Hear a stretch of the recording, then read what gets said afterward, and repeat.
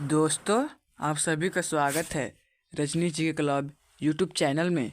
आज हम लोग देखेंगे इस जीके जीएस के क्लास में जीके के महत्वपूर्ण 25 सवाल के बारे में।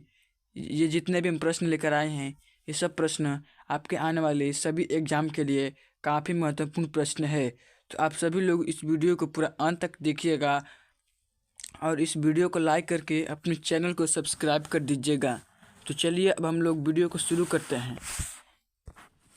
आपके सामने पहला प्रश्न है, एशिया में विश्व का सर्वाधिक अभ्रक उत्पादित करने वाला देश कौन सा है? एशिया में विश्व का सर्वाधिक अभ्रक उत्पादित करने वाला देश कौन सा है? तो राइट आंसर हो जाएगा ऑप्शन नंबर ए, भारत। भारत एशिया में विश्व का सर्वाधिक अभ्रक उत्पादित करने वाला देश है। यानी इस क्वेश्चन का राइट आंसर हो जाएगा ऑप्शन नंबर ए, भारत। अगला प्रश्न है, अयोध्या किस नदी के किनारे स्थित है? दोस्तों, अयोध्या किस नदी के किनारे स्थित है? तो राइट आंसर हो जाएगा ऑप्शन नंबर ए, सरयू नदी के किनारे। किस नदी के किनारे स्थित है दोस्तों? तो ऑप्शन नंबर ए, सरयू नदी के किनारे स्थित है अयोध्या। अगला प्रश्न है, कंगारू का देश किसे कहा जाता है? कंगारू का देश किसे कहा जाता है? तो राइट आंसर हो जाएगा ऑप्शन नंबर डी, ऑस्ट्रेलिया को। ऑस्ट्रेलिया को दोस्तों कंगारुओं का देश कहा जाता है, क्योंकि इस देश में कंगारू की संख्या सबसे ज़्यादा है। यानी कि इस क्वेश्चन का राइट आंसर हो जाएगा option number D, Australia. Kangaroo का देश किसे कहा जाता है? तो ऑस्ट्रेलिया को कहा जाता है कंगारू का देश। अगला प्रश्न है, उत्तरी ध्रुव का खोज किसने किया था?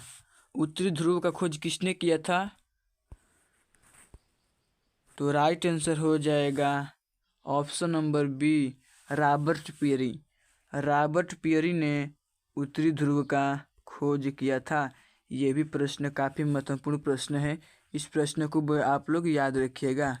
यानी इस क्वेश्चन का राइट आंसर हो जाएगा ऑप्शन नंबर बी, रॉबर्ट पियरी।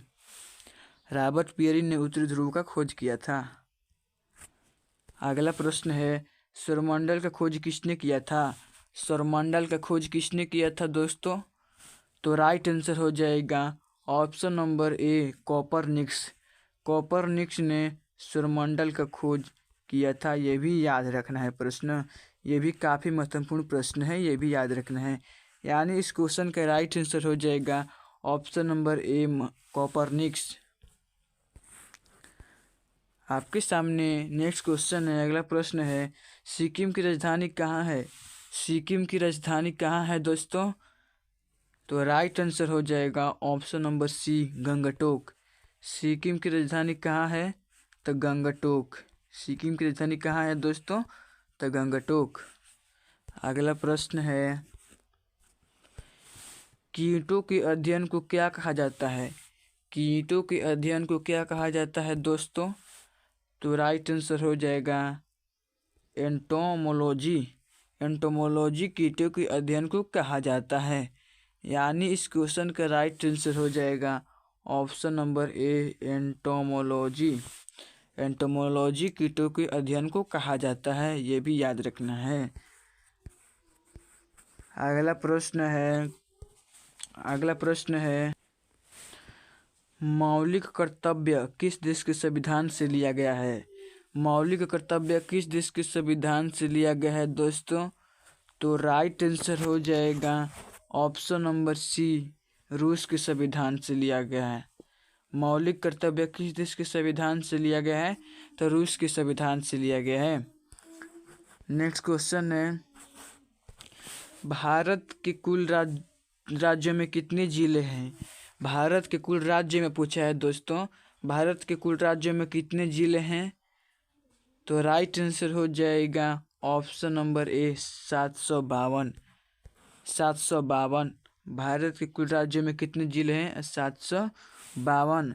ये केवल भारत के राज्य में पूछा है। केंद्र शासित प्रदेश में पूछ दे कुल भारत के कुल केंद्र शासित प्रदेश में कितने जिले हैं, तो आप लोग को बताना है 45। यानी इस क्वेश्चन का राइट आंसर हो जाएगा ऑप्शन नंबर ए 752। भारत के कुल राज्यों में कितने जिले हैं? तो 752।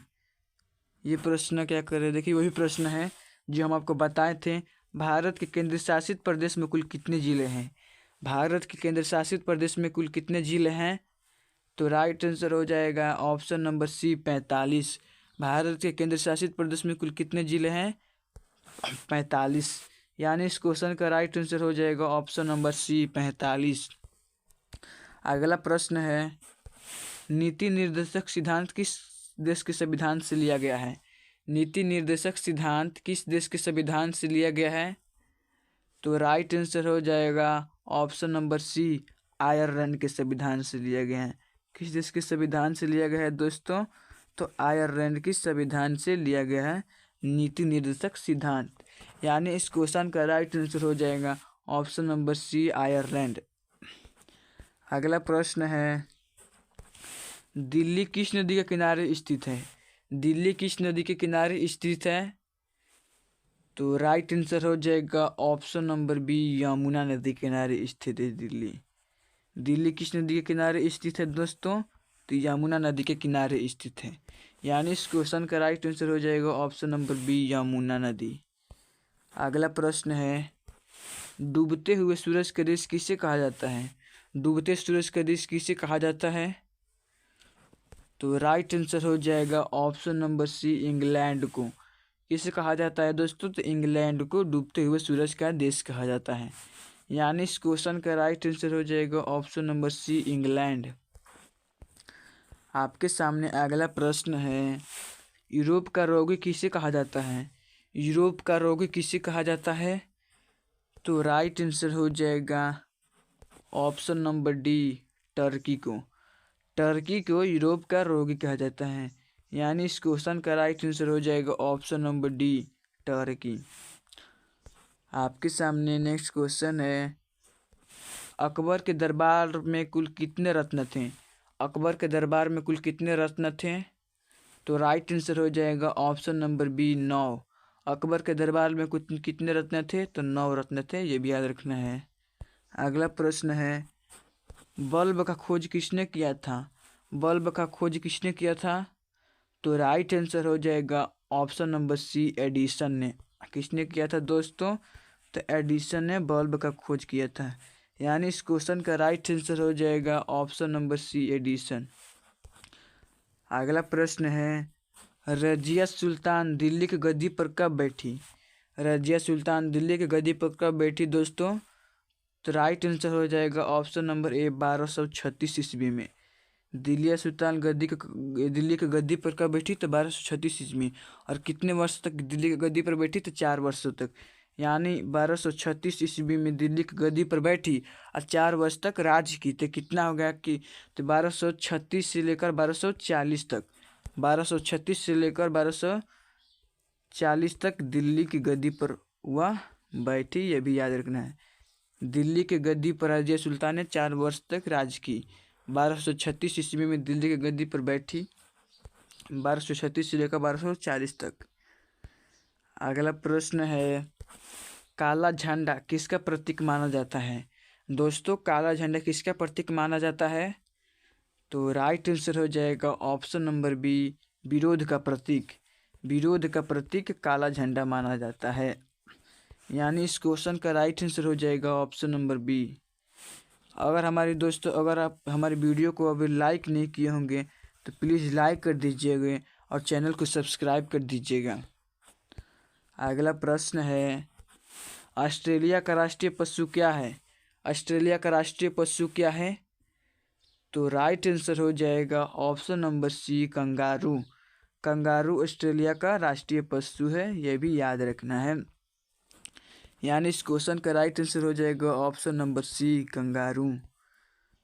अगला प्रश्न है, कागजी मुद्रा जारी करने वाला पहला देश कौन है?